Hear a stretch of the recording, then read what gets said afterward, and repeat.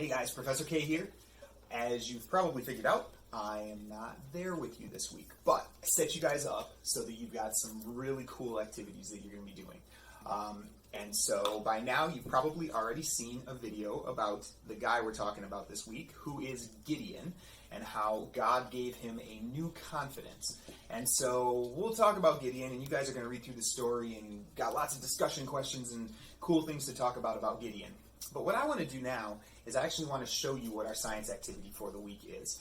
And so what I left you guys with is all the supplies and everything that you need in order to do bottle rocket launches. So here's what we're going to do. I'm going to show you in these videos over today and tomorrow how to build the rockets, and then on Wednesday you guys are actually going to launch the rockets. So the first thing that we need for this is a bottle.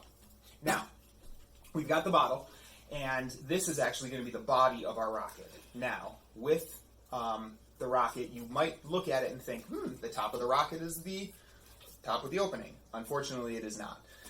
This is the direction that our bottle rocket is going to be shaped, and you'll understand in a second. Now, on Monday, which is today, you guys are going to be doing the first two steps of our bottle rocket. And the first thing that we actually need to do for the bottle rocket is we need to give it more stability and basically make it more secure. And to do that, we need to tape it.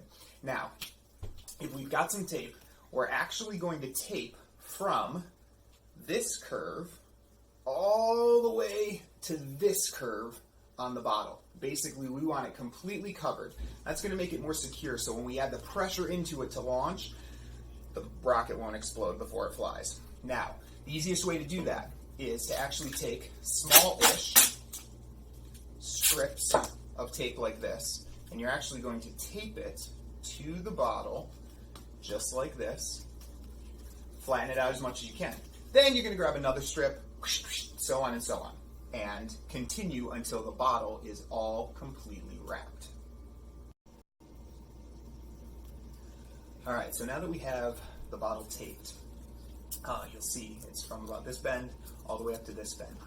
That completes step number one of our rocket build. Now, step number two actually has to do with us building a nose cone. Now, the nose cone serves a couple of purposes. One, it actually tapers it a little bit, which basically means it makes it a little more pointy, which makes it a little more aerodynamic, which means it can go faster through the air. The other thing is we add some weight into the tip of the nose cone, and what that does is it actually helps the rocket to stay on the correct path. The nose cone actually leads the rocket in the right way. We're going to tie that in with Gideon a little bit later. But in order to make this nose cone, the first thing that we're going to need is a cup. Now, the cup is actually going to sit on top of the rocket like this. And once again, we're going to need to tape this using duct tape. However, before we tape this, we need to add some weight into it. Now, to get the weight, what we're going to do is we're going to add some Play-Doh. Now, the Play-Doh, we're going to take out of the container, and we're actually just going to take the Play-Doh and put it directly into the cup. However, we're not going to add one container of Play-Doh. We actually need 2 containers of Play-Doh for each rocket. So you are simply going to open up 2 containers of the Play-Doh that you have, and you are going to put both of them into the cup.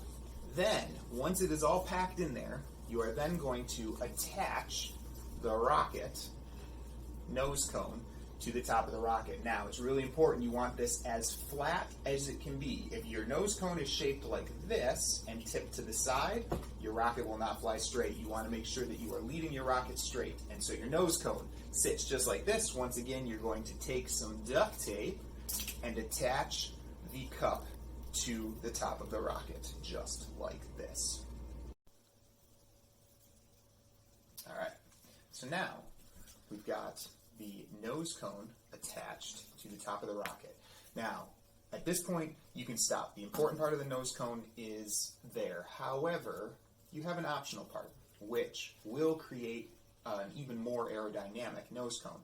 And that's courtesy of this magically appearing piece of paper.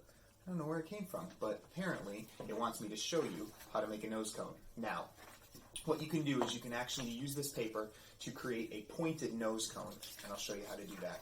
You just take this corner and you fold it as if you were kind of folding the paper diagonally. Except before you get all the way across, you're actually going to fold the other corner, so top corner or bottom, either way, down this way, and then you fold this other corner across. And what that does is you've in essence created a cone like this. You then take a little piece of tape, tape it, you've now locked your cone in place. Now, obviously this is too big to fit on top of the rocket. However, what you'll do is you'll just simply trim this down however far you want to do it, and then attach this once again with tape so that you've got a pointed nose cone. Now, today, what we did was we taped the rocket from the bend to the bend to add more security and stability, and then we attached the nose cone with the weight of the Play-Doh inside so that the rocket will actually fly straight, and that the nose cone will actually lead it in the correct direction. And then, if you want to, you can add the pointed nose cone on top. Tomorrow, when we pick this up again, we're going to add wings, which will keep our rocket on the correct path. All right? So, I will see you back here in video form tomorrow. Have an awesome day. Good luck building rockets.